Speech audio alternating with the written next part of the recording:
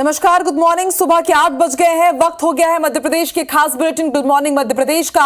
तो मध्य प्रदेश में क्या है खास, पूरा अपडेट आप तक पहुंचाएंगे। शुरू करते हैं सुर्खियों से। उत्तरकाशी टनल में फंसे मजदूरों के लिए उज्जैन के महाकाल मंदिर में विशेष पूजा। सुरंग में 13 दिन से फंसे हैं 41 मजदूर। लगातार जारी है रेस्क्यू ऑपरेशन। रतलाम में 70 से ज्यादा लोग फूड पॉइजनिंग के शिकार। शादी समारोह में खाना खाने के बाद हुए बीमार। पीड़ितों का इलाज जारी। सागर में गड्ढे में डूबे 3 मासूम, तीनों की मौके पर मौत। बीना के देहरी गांव में हुआ हादसा। मध्य प्रदेश में आग का तांडव। भोपाल में बर्तन गोदाम में लगी भीषण आग। रायसेन में ऑयल फैक्ट्री में लगी आग। भोपाल में नेता प्रतिपक्ष ने चुनाव आयोग से की भिंड कलेक्टर की शिकायत। चुनाव में बीजेपी एजेंट बनकर काम करने का आरोप। भिंड से हटाने की भी मांग।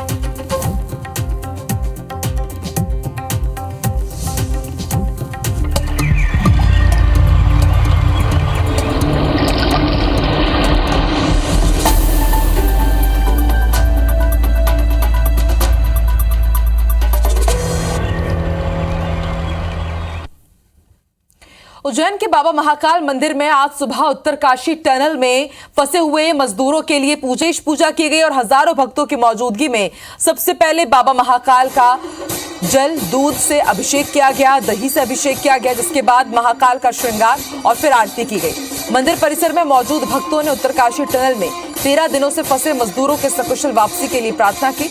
बता दें कि 12 नवंबर से टनल में 41 मजदूर फंसे हुए हैं, जिन्हें बचाने के लिए युद्ध स्तर पर रेस्क्यू ऑपरेशन जारी है। इसके लिए विदेश में रहने वाले टनल एक्सपर्ट्स की भी मदद ली जा रही है।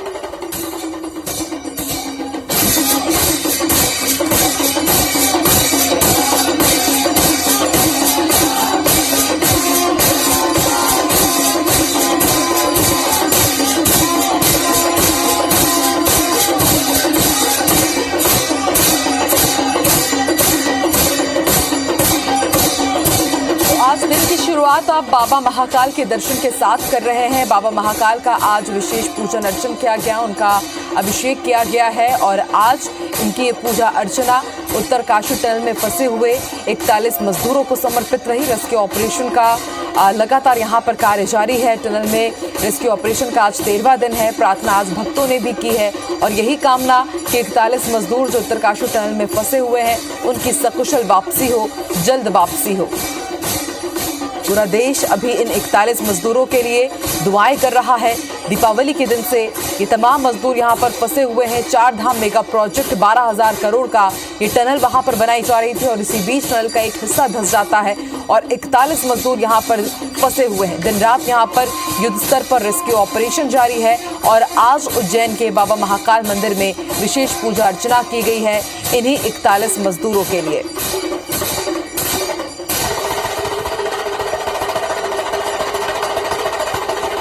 और रोजाना सुबह आप सभी जानते हैं कि भस्म आरती होती है बाबा महाकाल की, विशेष श्रृंगार होता है, विशेष पूजन अर्चन होती है।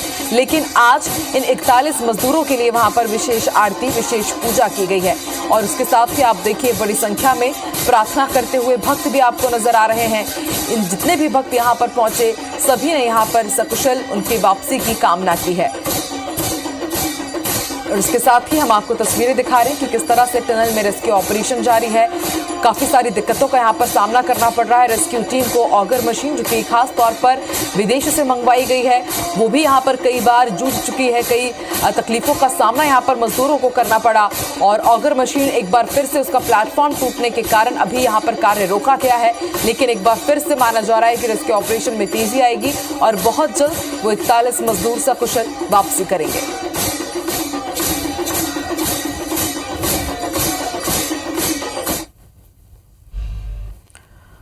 और अब आपको सीएम शिवराज सिंह चौहान के आज के कार्यक्रम बता दें। आज सीएम शिवराज सिंह चौहान रोज की तरह सबसे पहले स्मार्ट सिटी पार्क पहुंचेंगे, वहां पर पौधारोपण करेंगे। मैहर और उज्जैन के दौरे पर रहेंगे। मैहर में स्थानीय कार्यक्रम में शिरकत करेंगे और उज्जैन में भी स्थानीय कार्यक्रम में शामिल होंगे।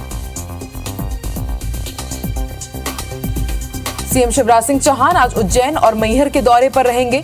मैहर और उज्जैन में स्थानीय कार्यक्रम में शिरकत करेंगे, लेकिन अपने दिन की शुरुआत पौधारोपण के साथ करेंगे। रोजाना CM Shivraj Singh Chouhan smart city park जाते हैं, वहां पर पौधारोपण करते हैं। आज भी वो उधर जाएंगे और उसके बाद मैहर के लिए रवाना होंगे। मैहर में स्थानीय कार्यक्रम में शिरकत करेंगे। उज्जैन में भी स्थानीय कार्यक्रम आज है, वहां पर वो शामिल होंगे।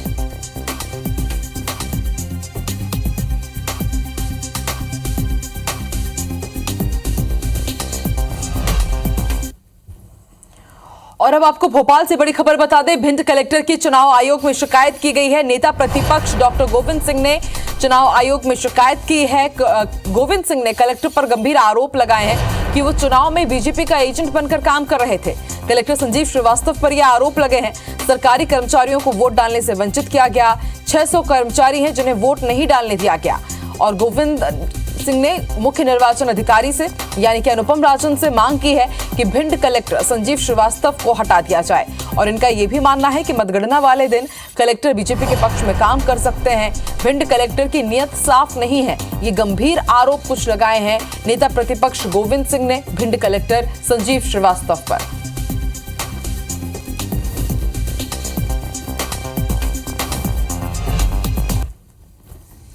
और भोपाल वासियों से ही जुड़ी हुई अगली बड़ी खबर भी, 692 लोकेशन से अतिक्रमण हटाए जाएंगे। एनजीटी ने फटकार लगाई है और उसके बाद प्रशासन अलर्ट हो गया है। कलेक्टर ने निगम, पीडब्ल्यूडी और फॉरेस्ट ऑफिसर्स को आदेश दिए हैं। अतिक्रमण पर जल्द कार्रवाई करने के आदेश दिए गए हैं। तो इससे पहले एनजीटी में लगातार सुनवाई हो रही थी और माना जा रहा था कि कुछ सख्त कदम यहां पर एनजीटी उठा सकता है। एनजीटी से फटकार के बाद अब प्रशासन ने भी कदम उठाने शुरू कर दिए हैं। नगर निगम, पीडब्ल्यूडी और फॉरेस्ट विभाग को कहा गया है कि 692 अतिक्रमण पर अपनी स्थिति स्पष्ट करें।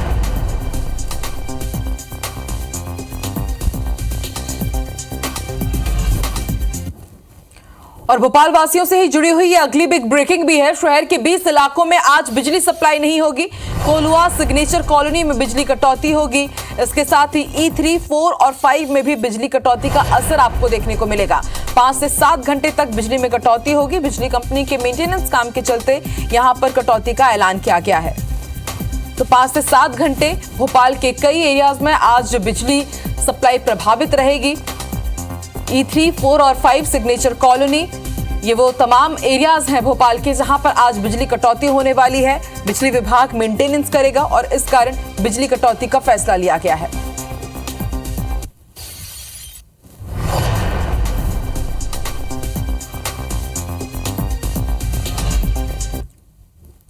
रतलाम के ग्राम सरसोदा में एक शादी समारोह में 70 से ज्यादा लोग फूड पॉइजनिंग का शिकार हो गए। सभी को उल्टी दस्त की शिकायत पर डोडर लाया गया, जहां से 3 महिलाओं को गंभीर हालत में जावरा के अस्पताल रेफर किया गया है। यहां उनकी हालत गंभीर बनी हुई है। बता दें कि सभी लोग रायचंद प्रजापति के बेटे की शादी में दोपहर के समय भोज करने पहुंचे हुए थे और उसके बाद अचानक 70 से ज्यादा लोगों की तबीयत खराब हो गई।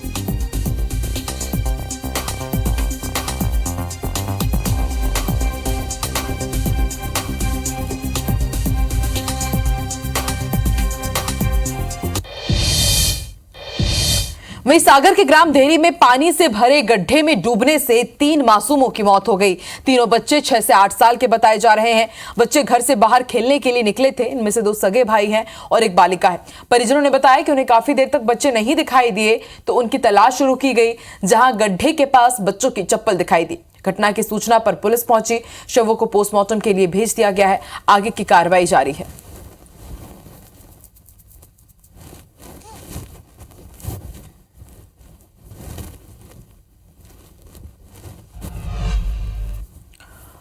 और अब आपको आग के तांडव की तस्वीरें दिखाते हैं। भोपाल में बर्तन गोदाम में भीषण आग लग गई और आग लगने से फर्नीचर, दस्तावेज जलकर पूरी तरह से खाक हो गए हैं। फायर ब्रिगेड की टीम ने आग पर काबू पाया। सैनी चौराहा के बर्तन गोडाउन की ये घटना है। तो बर्तन गोडाउन की तस्वीरें, पूरा फर्नीचर जलकर खाक हो गया है और जो महत्वपूर्ण दस्तावेज थे वो भी जलकर राख हो गए। दमकल विभाग की टीम पहुंची, आग पर काबू पाया गया, लेकिन तब तक काफी नुकसान हो चुका था।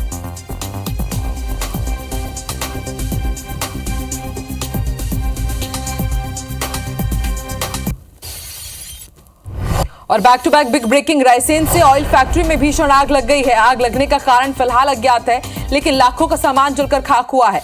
मौके पर पुलिस और दमकल की गाड़ियां पहुंची है। आग पर काबू पा लिया गया है। मंडीदीप इंडस्ट्रियल एरिया सतलापुर की घटना है। तो ऑयल फैक्ट्री में भीषण आग लगी है और हम सभी जानते हैं कि तेल कितने जल्दी आग को पकड़ता है और ऐसे में देखते ही देखते पूरी फैक्ट्री जलकर खाक हो गई। लाखों का सामान जलकर खाक हुआ है। इंडस्ट्रियल एरिया है, एहतियातन आसपास की जो इंडस्ट्रीज है उन्हें यहाँ पर खाली कराया गया। दमकल की टीम ने आग पर काबू तो पा लिया है, लेकिन लाखों के नुकसान की आशंका है। मंडीदीप इंडस्ट्रियल एरिया सतलापुर में ऑयल फैक्ट्री में आग के तांडव की तस्वीरें आप देख रहे हैं। उनको निकालना सबको, उनको सबको निकालना। भीषण आग सतलापुर में राजप्रिया ग्रीन टेक में भीषण आग लगी है। वहीं जबलपुर के गलगला मार्केट में स्थित श्री कृष्णा प्लास्टिक्स नाम की दुकान और गोदाम में आग लग गई, जिससे इलाके में हड़कंप मच गया। आग इतनी भीषण थी कि उसकी लपटों ने देखते ही देखते पूरे दुकान और गोदाम को अपनी जद में ले लिया। सूचना पर फायर ब्रिगेड की 10 गाड़ियां मौके पर पहुंची। आग पर काबू पाया गया। इस घटना में दुकान मालिक को लाखों रुपए के नुकसान की आशंका है। वहीं आग कैसे लगी इसका पता नहीं चल पाया है। ओमती थाना पुलिस मामले की जांच कर रही है।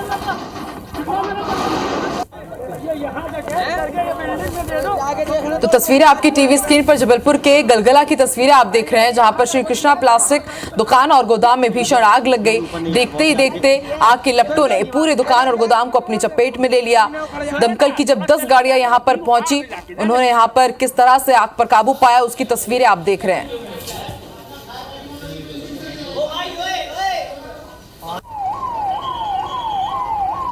तो बेहद सघन और रिहायशी इलाका है जबलपुर का गलगला, और यहां पर आप देखिए किस तरह से जद्दोजहद करनी पड़ी है। दमकल की टीम को भी सीढ़ियों पर चढ़कर हाइड्रोलिक मशीन के जरिए यहां पर पानी की बौछारें मारी गई, तब जाकर के आग पर काबू पाया गया। 10 गाड़ियां यहां पर लग गई दमकल टीम की। यह आग इतनी भयावह थी, इतनी भीषण थी।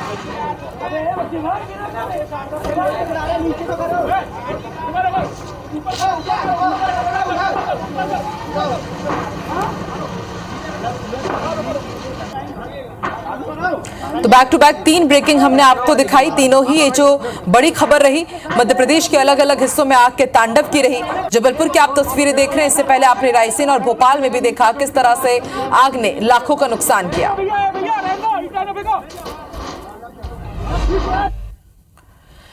मध्य प्रदेश में आज भी लोग अंधविश्वास की बेड़ियों में जकड़े हुए हैं। प्रदेश से आई अलग अलग तस्वीरों में आप देख सकते हैं किस तरह से अंधविश्वास अब भी हावी है। तस्वीर उज्जैन से, जहां 1.5 माह के बच्चे को निमोनिया होने पर परिजनों ने उसे गर्म सलाखों से दागा, जिससे बच्चा जल गया और उसे अब ऑक्सीजन सपोर्ट पर रखा गया है। बच्चे को इन्फेक्शन का खतरा बना हुआ है। वहीं डॉक्टरों का कहना है कि परिजनों ने अंधविश्वास के चलते बच्चे पर क्रॉस का निशान बनाने की कोशिश की। इधर बीते दिनों दूसरी तस्वीर शहडोल से सामने आई थी, जहां हरदी गांव में 1.5 महीने के मासूम को 51 बार, जी हाँ सही सुन रहे हैं आप, 51 बार गर्म सलाखों से दागा गया था। बच्चे को मेडिकल कॉलेज अस्पताल में भर्ती कराया गया, जहां उसका इलाज जारी है। मामले में मासूम के मां, दादा और दादी के खिलाफ केस दर्ज किया गया है। तो 2 तस्वीरें हम आपको दिखा रहे हैं। IBC 24 ने इससे पहले भी दगना के खिलाफ एक मुहिम चलाई थी। वो मुहिम काफी सफल भी रही, लेकिन आप देखिए किस तरह से महीने बदलते हैं, लेकिन तस्वीरें जस की तस बनी हुई है। 2 मासूमों को गर्म सलाखों से दागा गया है। पहली तस्वीर उज्जैन की, जहां निमोनिया की शिकायत पर उसके परिजनों ने ही छोटे से बच्चे पर क्रॉस बनाने की कोशिश की। हालत गंभीर हुई, फिर उसे अस्पताल में भर्ती कराया गया। दूसरी तस्वीर बीते दिनों हमने आपको शहडोल से ये खबर दिखाई थी, जहां बच्चे के पेट फूलने की शिकायत पर मां, दादा और दादी ने उसे दगवाया। 51 बार इस मासूम बच्चे को दगवाया गया। उसके बाद मां, दादी और दादा पर अब केस दर्ज कर लिया गया है।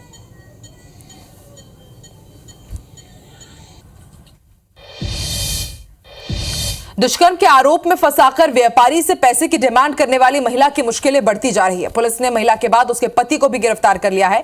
आरोपी पति ने ब्लैकमेलिंग के पैसे अपने अकाउंट में डलवाए थे, साथ ही सांसद का प्रतिनिधि बनकर ये लोगों को धमकाता था। पुलिस ने बताया कि आरोपी महिला ने व्यापारी के खिलाफ दुष्कर्म का केस दर्ज कराया था और व्यापारी पर मकान और नाम अपने नाम करने और ज्वेलरी का दबाव बना रही थी। ब्लैकमेलिंग से परेशान होकर व्यापारी ने थाने में शिकायत दर्ज कराई थी, जिसके बाद आरोपी पति को भी अब गिरफ्तार कर लिया गया है। हालांकि आरोपी महिला जमानत पर बाहर चल रही है। ये महिला जो है इनके साथ जो है संपर्क में रही थी। बाद में जो है लगातार इनसे पैसे की डिमांड कर रही थी और साथ ही साथ जो है इसने एक जो है तलाक भी, तथाकथित तलाक भी ले लिया था इसने, ताकि जो व्यक्ति है, जो पीड़ित है, उससे मकान अपने नाम पे करवा सके। तो ये 2 तथ्य अभी पुलिस के सामने आए हैं, तो जिसके बेसिस पे ये महिला और इसके पति दोनों को आरोपी बनाया गया और पूरा प्रकरण अभी विवेचना में है। नौगांव के ग्रामीण इलाके में सरकारी दुकान की पीडीएस दुकान में एक सेल्समैन शराब और चिकन की पार्टी करता नजर आया। मीडिया कर्मियों के पहुंचने पर सेल्समैन ने सामग्री छुपाने की कोशिश की, लेकिन वीडियो एसडीएम के पास पहुंचने पर जांच की गई। हल्का पटवारी राजस्व निरीक्षक ने मौके पर पहुंचकर मुआयना किया, जहां चारों तरफ शराब की बोतल और गंदगी नजर आई। पूरा मामला चंद्रपुरा की भावना महिला बहुउद्देश्य भंडार समिति का बताया जा रहा है।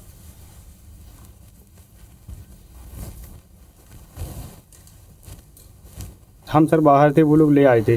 बिना आपकी परमिशन के कैसे ले आए? क्या सर, हम काटते हैं बाहर पर्ची, तो यहाँ बसता है, यहाँ पर मशीन नहीं चलती है अंदर। नहीं तो सर जैसे वो पी रहे होंगे, लेकिन हमने देखा नहीं। हमने मुर्गा बिरयानी भर देखी कि वो लेकर आए थे। नहीं, बिरयानी देखी है हमने सर, वो बिरयानी लेकर आए थे। नहीं, शराब नहीं देखी सर। जब अभी आप लोग आए, जब देखा हमने किसी क्वार्टर रखे थे। मैंने यहाँ गड़बड़ी ये पाई गई कि यहाँ साफ़ सफाई नहीं है, ना संस्था का नाम लिखा हुआ है, और जो वितरक हैं उन्होंने 10 लोगों को वितरण किया है। स्टॉक रजिस्टर नहीं मिला, न दिया उन्होंने, और न वितरण रजिस्टर दिया। खाली क्वार्टर मिले हैं परिसर में, वो भी मैंने लिखा है, पंचनामा में लिखा है। मध्य प्रदेश में हर साल की तरह इस साल भी किसानों को खाद संकट से जूझना पड़ रहा है। बोनी सीजन में किसान खाद के लिए सुबह 4 बजे से लाइन में खड़े हो रहे हैं और उन्हें 3 दिन बाद खाद मिल रही है।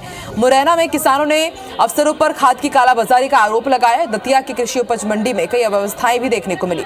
किसानों ने जिम्मेदार अधिकारियों पर लापरवाही का आरोप लगाया। वहीं ग्वालियर की तस्वीर आप देख रहे हैं, जहां किसानों ने अधिकारियों पर मुनाफाखोरी का आरोप लगाया है। हालांकि सभी जगह प्रशासन पर्याप्त खाद भंडारण का दावा कर रहा है।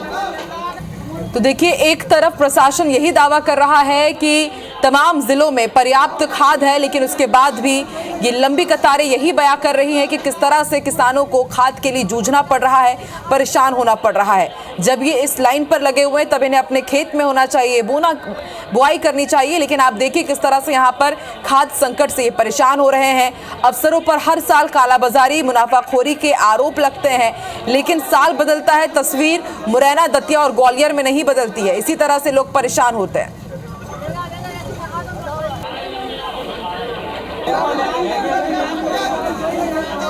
दतिया की तस्वीरें आप देखिए, किस तरह से लोग धक्का मुक्की कर रहे हैं, अपनी बारी का इंतजार कर रहे हैं। अफसरों पर कई गंभीर आरोप लगे हैं और सुबह 4 बजे से ही जाकर के लाइन में खड़े हो जाते हैं, लेकिन फिर भी 3 दिन बाद इनका नंबर आ रहा है। तो वहीं प्रशासन वही रटा रटाया जवाब देता है कि हमारे यहाँ पर्याप्त खाद है, खाद की संकट नहीं है।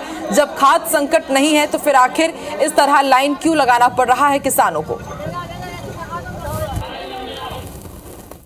भाई भागते बाद 3 दिन हो गए लाइन में लगते पर आज टोकन का नंबर आया, कल में टोकन मिले थे, आज नंबर आया। कल दिन ने 5-5 कट्टे दिए थे डीपी यूरिया के, आज 3-2 क्यों दे रहे हैं ये सब? कल मुझको टोकन मिला था, तो ये मैंने सुना था कि मतलब 3 कट्टे यूरिया के और 3 कट्टे डीएपी के मिले। आज मैं आया हूँ तो ये कह रहे हैं कि 2 कट्टे डीएपी के मिलेंगे, 3 यूरिया के मिलेंगे। नहीं, जहाँ तक मेरी जानकारी है, खाद की कोई कमी जिले में नहीं है। निरंतर खाद आता रहा है और वितरण केंद्रों पर पहुंचाए जाते रहे हैं। आप यदि बताएंगे कहीं विशेष भीड़ है तो उसका विशेष ध्यान अभी रखा जाएगा। कल भी आए, आज भी आए, 2 बजे रात से आते हैं सर, कोई खाद नहीं मिलता है। ये स्टाफ पर्चियाँ बांटता है, तो जो संपर्क के लोग होते हैं लोगों को दे देते हैं, बकाया लोग लाइन में लगे खड़े रहते हैं। एसडीएम के नेतृत्व में कल ही हमने एक टीम गठन की है जो खाद वितरण पे निगरानी रखेंगे। उनके साथ हमने डीएमओ के एक व्यक्ति को भी दिया है और इस प्रकार की जो सूचनाएं वितरण से संबंधित आती है उसमें 2 किस्म की संभावना रहती है। एक तो लाइन लगा है और दूसरा ये कि खाद की कीमतें सही नहीं है। आप जानते हैं कि अभी आम चुनाव था मध्य प्रदेश में विधानसभा का, सारी प्रशासनिक मशीनरी उसमें व्यस्त थी, इसलिए प्रक्रिया में थोड़ा बहुत विलम्ब हुआ है, लेकिन स्टॉक की कोई कमी नहीं है, खाद की कोई कमी नहीं है। इसका मतलब है शासन को पता ही नहीं है कि दिक्कत क्या है, परेशानी क्या, पूर्ति कैसे की जाए। प्रदेश में इस पर अच्छी तरह विचार किया होता तो खाद का संकट नहीं आता। तो हर साल की तरह इस बार भी मध्य प्रदेश में खाद का संकट, उस पर सियासत हो रही है, लेकिन समाधान किसी के पास नहीं है। बहरहाल आगे बढ़ते हैं। मध्य प्रदेश में चेक पोस्ट पर अवैध वसूली से परेशान ट्रक एंड ट्रांसपोर्ट एसोसिएशन ने अब महाकाल की शरण ली है। सभी शिकायतों को दूर करने के लिए और कार्रवाई ना होने से परेशान ट्रांसपोर्ट व्यापारियों ने महाकाल भगवान को पत्र लिखा है। पत्र में महाकाल से निवेदन किया गया है कि प्रदेश में नई सरकार बनने पर चेक पोस्ट पर हो रही अवैध वसूली बंद करने की सद्बुद्धि सरकार को दी जाए। इस पत्र की प्रति राष्ट्रपति और प्रधानमंत्री को भी भेजी गई है।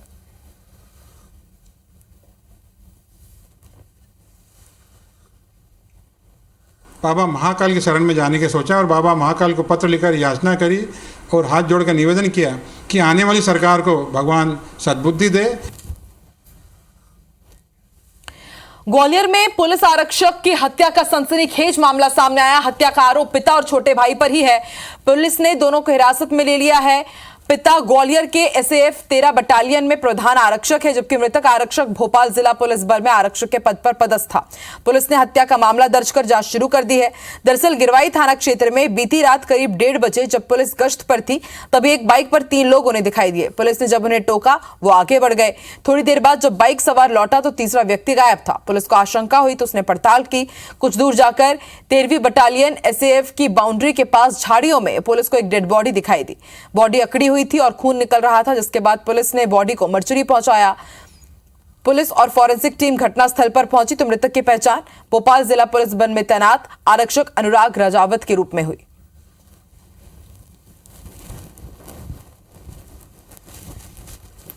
प्रथम दृष्टया ही ये हत्या का मामला प्रतीत होता है। इसमें सबका पंचनामा करा के और पीएम की कार्रवाई की जा रही है। फिलहाल जो उनके पिता हैं सुखबीर और मृतक का भाई गोविंद, ये पुलिस अभिरक्षा में है, उनसे पूछताछ की जा रही है। अनुराग राजावत पुलिस विभाग में आरक्षक चालक के पद पर भोपाल में जिला बल में तैनात है।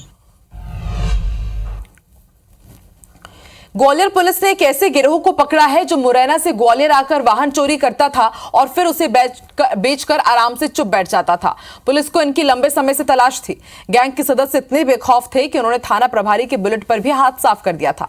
पुलिस ने 3 आरोपियों को गिरफ्तार कर लिया है। इनमें से एक नाबालिग भी है जो इनके लिए चोरी से पहले रेकी करता था और उसके बाद प्रोफेशनल चोर घटना को अंजाम देते थे। इस गैंग में 5 लोग हैं, जिनमें से 3 गिरफ्तार हो चुके हैं, 2 फरार है। इनकी तलाश पुलिस कर रही है। पुलिस ने चोरी का ट्रैक्टर, बुलेट और बाइक भी बरामद की है।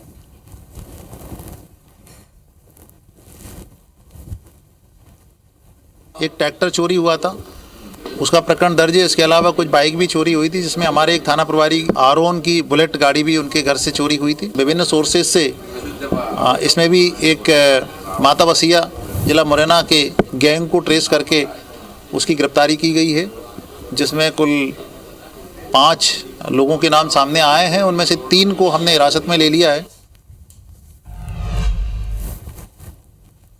और इसी के साथ गुड मॉर्निंग मध्य प्रदेश में फिलहाल इतना ही। आगे देखिए गुड मॉर्निंग छत्तीसगढ़ रचना नितेश के साथ। मुझे दीजिए इजाजत। नमस्कार।